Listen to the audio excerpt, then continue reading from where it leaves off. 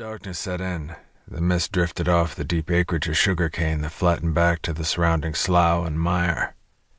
Blooming loblolly bushes, palmettos, and thick fields sprouting a type of flower he'd never seen before filled the evening air with an assertive but sweet fragrance.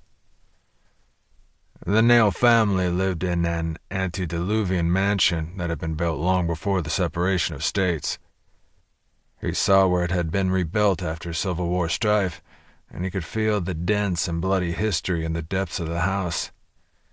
He glanced up at a row of large windows on the second floor and saw 6 lovely pale women staring down at him. An elderly servant with a balding head and thick, white pork-chop sideburns answered the door before Hellboy could even knock. That's the way the dead did it, trying to get one step ahead of you. Showing you they were always at the ready, waiting behind glass panes and cracked slats, aware but unwilling to come out when challenged. The houseman asked him his business at the Nail home, and Hellboy said, "I'm not the damn plumber, Jeeves." It made the old guy draw his chin back and pull a face.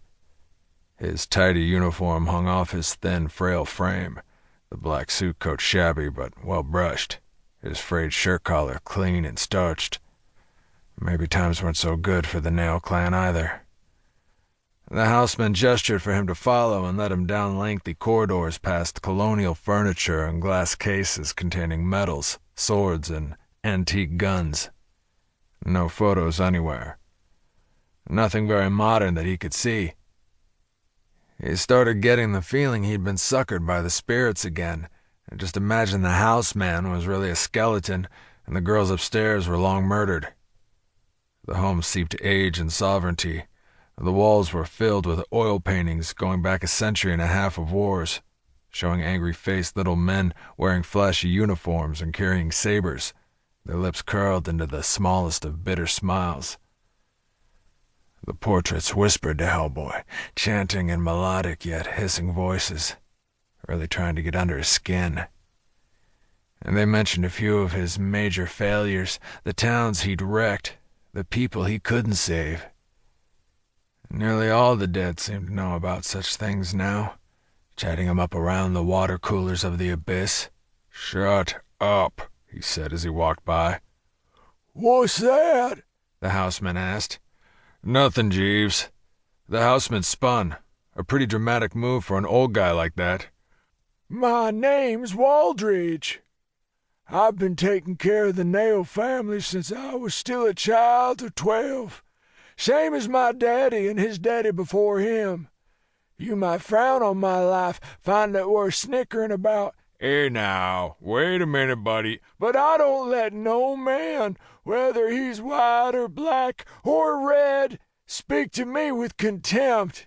I don't care how big you are, son. I promise to knock you down if you call me Jeeves again." "Okay, Waldridge," Hellboy said. "You've straightened me out. Now lead on." The paintings kept up their chatter, but beneath it Hellboy thought he could hear something else. He cocked his head, focusing, and there it was again, the sound of an infant crying. Withdrawing an Agnus Dei candle from his gree-gree pouch, Hellboy saw the wick immediately sputter and spark to life. He pinched the flame out. The old man in the truck had been right.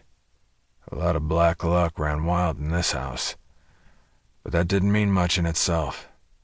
If enough blood ran inside a place, there were usually enough echoes of regret, grief, and pain to call ancient forces and all manner of brazen, gluttonous things out of the mud. Waldridge crept along the hall, opening huge double doors and then closing them again. The mansion as frayed but clean as the man himself. 10 coats of paint couldn't cover the hard years seaming the walls and floors. The original oil lamps were now friezes, the curtains heavy with lost heritage. They passed a ballroom lined with antlered animal heads. Hellboy replaced the Agnus Dei and opened the small compartment on his belt that held the charm he'd received at the Dome of the Rock in Jerusalem, inscribed with Sumerian phrases etched in silver nitrate. It dangled from a silver chain, which began to slowly twist in his hand.